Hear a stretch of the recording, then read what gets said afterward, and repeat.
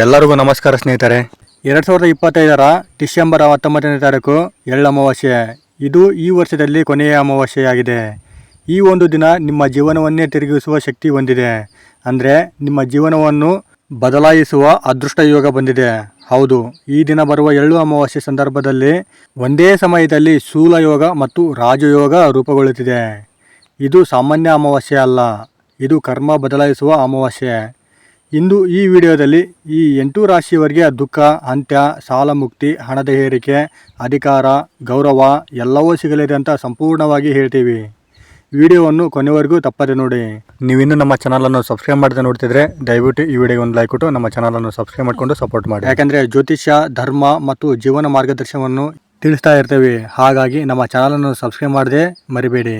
ಮತ್ತು ಆತ್ಮಗಳ ಜೊತೆ ಲೀನವಾಗಿರುವ ಮಹಾಶಿವನ ಆಶೀರ್ವಾದ ನಿಮ್ಮ ಮತ್ತು ನಿಮ್ಮ ಕುಟುಂಬದವರ ಮೇಲೆ ಸದಾ ಇರಬೇಕಂತ ಬಯಸಿದವರು ಓಂ ನಮಃ ಶಿವಾಯ ಅಂತ ಕಮೆಂಟ್ ಮಾಡದೆ ಮರಿಬೇಡಿ. ಸ್ನೇಹಿತರೆ, ಎಳ್ಳು ಅಮಾವಾಸ್ಯೆ ಅಂದರೆ ಕೇವಲ ಅಮಾವಾಸ್ಯೆ ಅಲ್ಲ, ಇದು ಪಿತೃ ತೃಪ್ತಿ, ಋಣಮುಕ್ತಿ, ಕರ್ಮ ಶುದ್ಧಿಯ ದಿನ.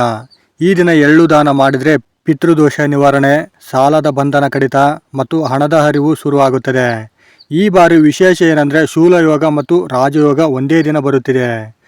ಶೂಲಯೋಗ ಏನು ಅಂದರೆ ನಿಮ್ಮ ಜೀವನದಲ್ಲಿ ಹಳೆಯ ದುಃಖ, ಶತ್ರು, ಅಡೆತಡೆ, ಸಾಲ ಇವನ್ನೆಲ್ಲ ಕತ್ತರಿಸುವ ಶಕ್ತಿ. ಇದು ಕಠಿಣ ಯೋಗ, ಆದರೆ ಸರಿಯಾದವರಿಗೆ ಅದ್ಭುತ ಫಲ ಕೊಡುತ್ತದೆ. ಮತ್ತು ರಾಜಯೋಗ ಅಂದರೆ ಹಣ, ಅಧಿಕಾರ, ಗೌರವ ಮತ್ತು ಜೀವನದಲ್ಲಿ ಮೇಲೇರಿಕೆ, ಶ್ರಮಕ್ಕೆ ಪ್ರತಿಫಲ ಸಿಗೋ ಸಮಯ. ಈ ಎಳ್ಳು ಅಮಾವಾಸ್ಯೆ ತಿಥಿ ಯಾವಾಗ ಪ್ರಾರಂಭವಾಗಿ ಯಾವಾಗ ಮುಕ್ತಾಯಗೊಳ್ಳುತ್ತದೆ ಅಂದರೆ ಡಿಸೆಂಬರ್ 19ನೇ ತಾರೀಕು ಶ್ರೀ ವಿಶ್ವ ವಸುನಾಮ ಸಂವತ್ಸರ, ಮಾರ್ಗಶಿರ ಮಾಸ, ಹೇಮಂತ ಋತು, ದಕ್ಷಿಣಾಯಣ, ಶುಕ್ಲ ಪಕ್ಷದಲ್ಲಿ ಶುಕ್ರವಾರ ಬ್ರಹ್ಮ ಮುಹೂರ್ತದಲ್ಲಿ ಬೆಳಗ್ಗೆ 4:59 ಪ್ರಾರಂಭವಾಗಿ ಶನಿವಾರ ಬೆಳಗ್ಗೆ 7:12 ಮುಕ್ತಾಯಗೊಳ್ಳುತ್ತದೆ. ಹಾಗಾಗಿ ಈ ಅಮಾವಾಸ್ಯೆಗೆ ಅತ್ಯಂತ ಶಕ್ತಿಶಾಲಿ ಇದೆ ಎಂದು ಜ್ಯೋತಿಷ್ಯ ಶಾಸ್ತ್ರವು ಹೇಳುತ್ತದೆ. ಈಗ ಮುಖ್ಯವಾದ ವಿಷಯ ಏನಂದರೆ ಈ ಶೂಲಯೋಗ ಮತ್ತು ರಾಜಯೋಗದಿಂದ ಯಾವ 8 ರಾಶಿಯವರಿಗೆ ಅದೃಷ್ಟ ಬಾಗಿಲು ತೆರೆಯಲಿದೆ. ಅವುಗಳೆಂದರೆ ಮೊದಲನೇದಾಗಿ ಮೇಷರಾಶಿ. ಮೇಷರಾಶಿಯವರಿಗೆ ನಿಮ್ಮ ಜೀವನದಲ್ಲಿ ಇದ್ದ ಶತ್ರು, ವಿರೋಧ, ಕೇಸ್ ತೊಂದರೆ ಇವುಗಳಿಗೆ ಶೂಲಯೋಗ ಅಂತ್ಯ ಹಾಡುತ್ತದೆ. ಉದ್ಯೋಗದಲ್ಲಿ ಪ್ರಮೋಷನ್, ವ್ಯಾಪಾರದಲ್ಲಿ ನಿಂತ ಹಣ ವಾಪಸ್ ಮತ್ತು ಸಮಾಜದಲ್ಲಿ ಗೌರವ ಸಿಗುತ್ತದೆ.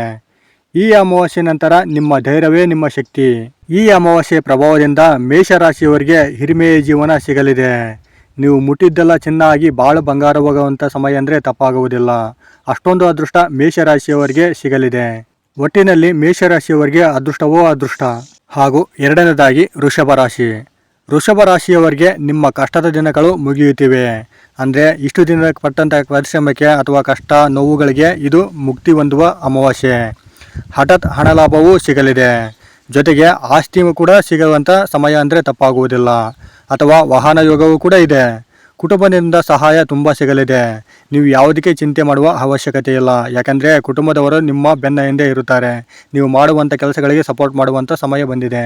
ವೃಷಭ ರಾಶಿಯವರಿಗೆ ನಿಮ್ಮ ಹಳೆಯ ಕರ್ಮ ಬಂಧನ ಈ ಅಮಾವಾಸ್ಯೆ ದಿನ ಕರಗುತ್ತಿದೆ. ನೀವು ಮಾಡುವಂಥ ಪುಣ್ಯಕ್ಕೆ ಈ ದಿನ ನಿಮಗೆ ಒಳ್ಳೆಯ ಪ್ರತಿಫಲ ಸಿಗಲಿದೆ. ವೃಷಭ ರಾಶಿಯವರಿಗೆ ಈ ಎಳ್ಳು ಅಮಾವಾಸ್ಯೆಯ ಪ್ರಭಾವದಿಂದ ಉತ್ತಮವಾದ ಜೀವನ ಕಲ್ಪಿಸಲಿದೆ ಮತ್ತು ಅನುಕೂಲಕರ ವಾತಾವರಣ ಸಿಗುತ್ತದೆ. ನೀವು ಮಾಡಿದಂಥ ಕೆಲಸ ಎಲ್ಲವೂ ಫಲವನ್ನು ಹೊಂದುತ್ತವೆ. ವೃಷಭ ರಾಶಿಯವರು ಎಲ್ಲ ಕೆಲಸ ಕಾರ್ಯಗಳಲ್ಲಿ ಉತ್ತಮರಾಗಿ ಹೊರಹೊಮ್ಮಲಿದ್ದಾರೆ. ಕುಟುಂಬದಲ್ಲಿದ್ದ ಅಡೆತಡೆಗಳು, ಸಮಸ್ಯೆಗಳು ಈ ಅಮಾವಾಸ್ಯೆಯ ಪ್ರಭಾವದಿಂದ ದೂರವಾಗಲಿವೆ. ಒಟ್ಟಿನಲ್ಲಿ ಈ ಎಳ್ಳು ಅಮಾವಾಸ್ಯೆ ನಿಮ್ಮ ಜೀವನವನ್ನು ಬದಲಾಯಿಸಲಿದೆ. ಹಾಗೂ ಮೂರನೇದಾಗಿ ಮಿಥುನ ರಾಶಿ. ಮಿಥುನ ರಾಶಿಯವರಿಗೆ ಈ ಬುದ್ಧಿ ಮತ್ತು ಭಾಗ್ಯ ಎರಡೂ ಜಾಗೃತಗೊಳಿಸಲಿದೆ. ಈ ಅಮಾವಾಸ್ಯೆ ನಿಮ್ಮ ಜೀವನವನ್ನು ಬದಲಾಯಿಸುವಂಥ ಶಕ್ತಿ ತರಲಿದೆ. ಹೊಸ ಉದ್ಯೋಗ ಅವಕಾಶ ಕೂಡ ಸಿಗುತ್ತವೆ ಮತ್ತು ಒಪ್ಪಂದಗಳು ಕೂಡ ಸಿಗುತ್ತವೆ. ಹಾಗೂ ಆದಾಯ ಕೂಡ ಹೆಚ್ಚಾಗಲಿದೆ. ಹಣದ ಸುರಿಮಳೆಯೇ ಆಗಲಿದೆ ಅಂತಲೇ ಹೇಳಬಹುದು. ಒಟ್ಟಿನಲ್ಲಿ ಈ ಎಳ್ಳು ಅಮಾವಾಸ್ಯೆಯ ಪ್ರಭಾವದಿಂದ ಮಿಥುನ ರಾಶಿಯವರಿಗೆ ಲಾಭದ ಅನುಕೂಲಕರ ವಾತಾವರಣ ಸಿಗುತ್ತದೆ. ಮಾನಸಿಕ ಗೊಂದಲಕ್ಕೆ ಪೂರ್ಣ ವಿರಾಮ ಸಿಗುವಂಥ ಸಮಯ ಅಂದರೆ ತಪ್ಪಾಗುವುದಿಲ್ಲ. ವ್ಯಾಪಾರ ವ್ಯವಹಾರದಲ್ಲಿ ಮಿಥುನ ರಾಶಿಯವರಿಗೆ ಅತ್ಯುತ್ತಮ ಲಾಭ ದೊರೆಯಲಿದೆ. ಇದರಿಂದ ಕುಟುಂಬದ ಜೊತೆ ಸಂತೋಷದಿಂದ ಕಾಲವನ್ನು ಕಳೆಯಲು ಅತ್ಯುತ್ತಮವಾಗಿ ಸಮಯವೇ ಕೂಡಿ ಬರಲಿದೆ. ಹಾಗೂ ನಾಲ್ಕನೇದಾಗಿ ಕರ್ಕಾಟಕ ರಾಶಿ. ಕರ್ಕಾಟಕ ರಾಶಿಯವರಿಗೆ ಪಿತೃದೋಷ, ಕುಟುಂಬ ಕಲಹ ಇವೆಲ್ಲವೂ ನಿವಾರಣೆಯಾಗಲಿದೆ. ಅಷ್ಟೊಂದು ಅದೃಷ್ಟ ಈ ಎಳ್ಳು ಅಮಾವಾಸ್ಯೆ ತಂದುಕೊಡಲಿದೆ. ಯಾಕೆಂದರೆ ಮುಖ್ಯವಾಗಿ ಬೇಕಾಗಿರೋದು ಮಾನಸಿಕ ನೆಮ್ಮದಿ.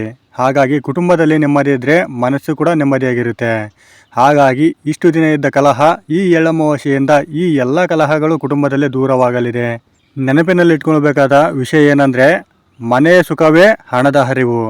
ಮನೆಯಲ್ಲಿ ಸುಖ ಇದ್ದರೆ, ನೆಮ್ಮದಿ ಇದ್ದರೆ ಹಣ ತನಗೆ ತಾನೇ ಬರುತ್ತೆ. ಯಾಕಂದರೆ ಅಷ್ಟು ಏನಾದರೂ ಆಲೋಚನೆ ಮಾಡಿ ಏನಾದರೂ ಮಾಡಬೇಕಂತ ಅನಿಸುತ್ತೆ. ಹಾಗಾಗಿ ಮನೆಯ ಸುಖವೇ ಹಣದ ಹರಿವು.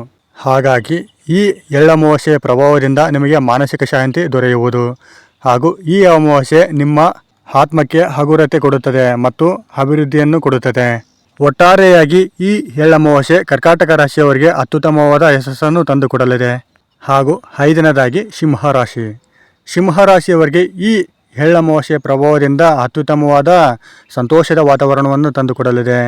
ಸಿಂಹರಾಶಿಯವರೇ, ಇದು ನಿಮ್ಮ ರಾಜಯೋಗದ ಕಾಲ. ನೀವು ಅಂದುಕೊಂಡಿರುವಂಥ ಕೆಲಸ ನೆರವೇರುವಂಥ ಸಮಯ. ಮೊದಲೇ ಹೇಳಿದ ಹಾಗೆ ರಾಜಯೋಗ ಅಂದರೆ ಹಣ, ಅಧಿಕಾರ, ಗೌರವ ಮತ್ತು ಜೀವನದಲ್ಲಿ ಮೇಲೇರಿಕೆಯನ್ನು ಕಂಡುಕೊಳ್ಳುತ್ತೀರಾ.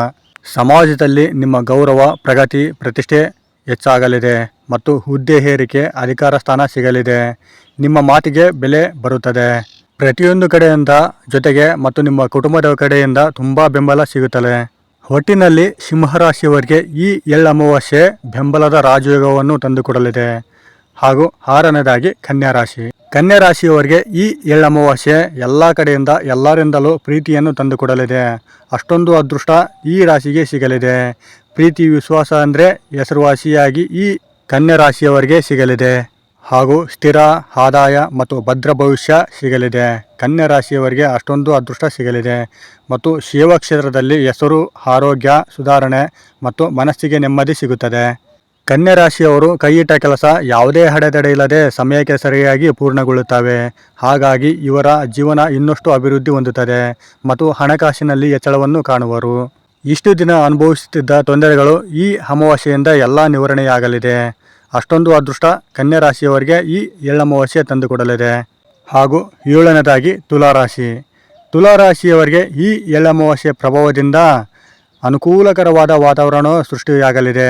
ಯಾಕೆಂದರೆ ಈ ಎಳ್ಳಮಾವಾಸ್ಯೆ ಈ ರಾಶಿಯವರಿಗೆ ತುಂಬ ಅದೃಷ್ಟವನ್ನು ತಂದುಕೊಡಲಿದೆ. ಇದರಿಂದ ಇವರ ಜೀವನ, ಆರೋಗ್ಯ, ಹಣಕಾಸಿನಲ್ಲಿ ತುಂಬ ಅಭಿವೃದ್ಧಿಯನ್ನು ಹೊಂದುವರು. ತುಲಾರಾಶಿಯವರು ಯಾವುದಕ್ಕೂ ಚಿಂತೆ ಮಾಡುವ ಅವಶ್ಯಕತೆ ಇಲ್ಲ. ಯಾಕಂದರೆ ನ್ಯಾಯ ನಿಮ್ಮ ಪರವಾಗಿ ಇರಲಿದೆ. ಈ ಎಳ್ಳಮಾವಾಸ್ಯೆ ನಿಮ್ಮ ಪರವಾಗಿ ಎಲ್ಲವನ್ನು ತಂದುಕೊಡಲಿದೆ ಮತ್ತು ಕಾನೂನು ವಿಚಾರದಲ್ಲಿ ಜಯ, ವ್ಯಾಪಾರದಲ್ಲಿ ಲಾಭ ಮತ್ತು ಹೊಸ ಒಪ್ಪಂದಗಳು ಕೂಡಿ ಬರುತ್ತವೆ. ಯಾಕೆಂದರೆ ಈ ಅಮಾವಾಸ್ಯೆ ನಿಮ್ಮ ಜೀವನವನ್ನು ಅಭಿವೃದ್ಧಿ ತರುವುದಕ್ಕೆ ಉತ್ತಮವಾಗಿ ಕಾರಣವಾಗಲಿದೆ. ತುಲಾರಾಶಿಯವರೇ ಅಷ್ಟೇ ಅಲ್ಲ, ಶುಕ್ರಬಲ ನಿಮ್ಮ ಸಂಪೂರ್ಣ ಬೆಂಬಲ ಸಿಗುತ್ತದೆ. ಹಾಗಾಗಿ ಶುಕ್ರಬಲದಿಂದ ನೀವು ಅಂದುಕೊಂಡಿರುವಂಥ ಕೆಲಸ ನೆರವೇರುವಂಥ ಸಮಯವಾಗಿದೆ. ಹಾಗೂ ಕೊನೆಯದಾಗಿ 8ನೇದಾಗಿ ಮಕರ ರಾಶಿ. ಮಕರ ರಾಶಿಯವರಿಗೆ ಈ ಎಳ್ಳಮಾವಾಸ್ಯೆಯ ಪ್ರಭಾವದಿಂದ ಕುತೂಹಲಕಾರಿ ಮಾಹಿತಿಯೊಂದು ಸಿಗಲಿದೆ. ಯಾಕೆಂದರೆ ನೀವು ಎಕ್ಸ್ಪೆಕ್ಟೇ ಮಾಡಿರಲ್ಲ ಅಷ್ಟೊಂದು ಯಾವುದೇ ಒಂದು ರಿವಾರ್ಡ್ ಥರ ಅಥವಾ ಅವರ್ ಥರ ನಿಮಗೆ ಸಿಗಲಿದೆ. ಇನ್ನೊಂದು ವಿಷಯ ಏನಂದರೆ, ನೀವು ಯಾವುದೇ ಒಂದು ಕೆಲಸ ಮಾಡಬೇಕಂದ್ರೆ ಅಥವಾ ಯಾವುದೇ ಒಂದು ಕೆಲಸಕ್ಕೆ ಕೈ ಹಾಕಬೇಕಂದ್ರೆ, ಪ್ರಾರಂಭ ಮಾಡಬೇಕಂದ್ರೆ ನಿಮ್ಮ ಮನಸ್ಸಿನ ಆಲೋಚನೆಯಂತೆ ತೀರ್ಮಾನ ಮಾಡಿ. ನಿಮ್ಮ ತೀರ್ಮಾನವೇ ಅಂತಿಮ ತೀರ್ಮಾನ. ನಿಮ್ಮ ಮನಸ್ಸು ಯಾವ ಥರ ಹೇಳುತ್ತೋ ಆ ಥರ ಮಾಡಿ. ಇನ್ನೊಬ್ಬರ ಮೇಲೆ ಡಿಪೆಂಡ್ ಆಗೋಕ್ಕೆ ಹೋಗಬೇಡಿ. ಹಾಗೆಯೇ ಮಕರ ರಾಶಿಯವರೇ, ನೀವು ಮಾಡಿದ ಕಷ್ಟಕ್ಕೆ ಈಗ ಫಲ ಸಿಗೋ ಸಮಯ. ಶನಿ ದೇವರ ಕೃಪೆ ಸ್ಥಿರ ಹಣ ಮತ್ತು ದೀರ್ಘಕಾಲಿಕ ಯಶಸ್ಸನ್ನು ತಂದುಕೊಡಲಿದೆ. ಶನಿದೇವರಿಂದ ನಿಮಗೆ ಹಣ ಹರಿದು ಬರುವಂಥ ಸಮಯವಾಗಿದೆ. ಒಂಥರ ಹಣದ ಸುರಿಮಳೆ ಅಂತಲೇ ಹೇಳಬಹುದು. ಹಾಗೂ ಸ್ನೇಹಿತರೆ, ಎಲ್ಲರಿಗೂ ಹೇಳುವ ಒಂದು ವಿಷಯ ಏನಂದರೆ, ಅಮಾವಾಸ್ಯೆ ದಿನ ಮಾಡಬೇಕಾದ ಉಪಾಯ ಯಾವ ಥರ ಇರುತ್ತೆ ಅಂದರೆ, ಸ್ನೇಹಿತರೆ, ಡಿಸೆಂಬರ್ 19 ಅಮಾವಾಸ್ಯೆ ದಿನ ಒಂದು ಎಳ್ಳು ದೀಪ ಹಚ್ಚಿ ಪಿತೃಗಳನ್ನು ಸ್ಮರಿಸಿ ಎಳ್ಳು ದಾನ ಮತ್ತು ಶಿವ ಅಥವಾ ವಿಷ್ಣು ಪೂಜೆ ಮಾಡಿದರೆ ರಾಜಯೋಗ ಫಲ ಇನ್ನಷ್ಟು ಬಲವಾಗುತ್ತದೆ. ನೋಡಿದ್ರಲ್ಲ ಸ್ನೇಹಿತರೆ, ಈ ಮಾಹಿತಿ ನಿಮಗೆ ಇಷ್ಟ ಆಗಿದೆ ಅಂತ ಅಂದ್ಕೊಂಡಿದ್ದೀವಿ. ಇಷ್ಟ ಆಗಿದ್ದರೆ ದಯವಿಟ್ಟು ಈ ವಿಡಿಯೋಗೆ ಒಂದು ಲೈಕ್ ಕೊಡಿ. ಇನ್ನೂ ಹೆಚ್ಚಿನ ಜ್ಯೋತಿಷ್ಯ ಶಾಸ್ತ್ರದ ಪ್ರಕಾರದ ಮಾಹಿತಿಗಾಗಿ ನಮ್ಮ ಚಾನಲನ್ನು ಸಬ್ಸ್ಕ್ರೈಬ್ ಮಾಡಿಕೊಂಡು ಸಪೋರ್ಟ್ ಮಾಡಿ. ಧನ್ಯವಾದ.